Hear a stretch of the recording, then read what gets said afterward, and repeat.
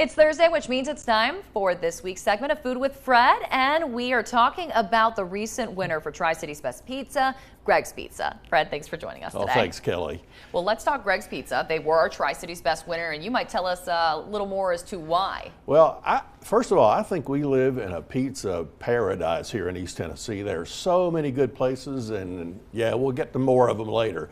But Greg's probably is the oldest, having opened in 1963, 10 years younger than WJHL. Yeah. And this is pizza that is unique in several senses. First of all, the cheese is placed on top of the toppings. It's kind of the insulator, and I have a theory for that. The Greg's in Johnson City is carry out only. So that cheese kind of works as an insulator to keep those ingredients warm on the drive home. So the cheese is one thing.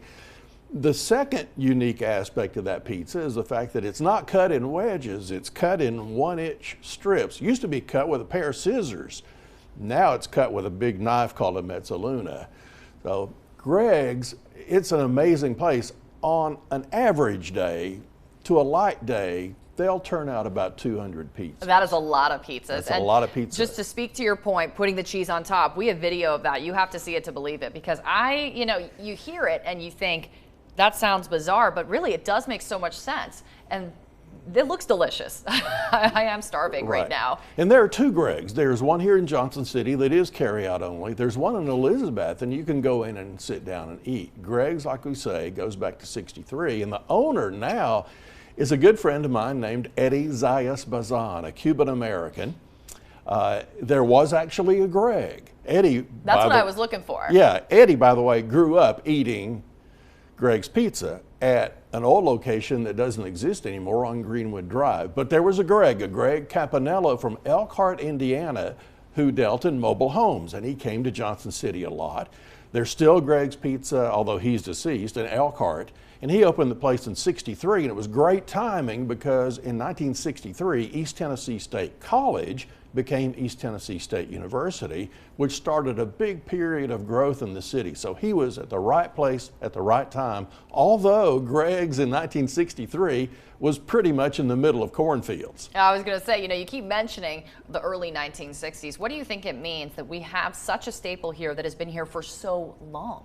Well, customers are very loyal to this pizza. And I know I've heard about people driving from Florida to load up coolers for this pizza. Yeah, and one of the things they do is hand chop all the vegetables. They're not out of a bag. If you get Italian sausage there on a pizza, that Italian sausage is made at the restaurant. It's not purchased. I can verify for that. I saw a 10% hunk of pork back in the cooler a few days ago that's used to make that sausage. So everything there is made fresh. The cheese is out of Wisconsin. It's a whole milk mozzarella, a company called Grande. So they pay a lot of attention to what might be called the little things, which really turned into the big things. I was going to say quality details, quality ingredients, sounds delicious. I have never tried Greg's, so I feel like now that I'm one, starving, and two, I've been just educated on it, I got to go check it out. So if you haven't checked it out, go check out Greg's Pizza. 2 locations, one more time.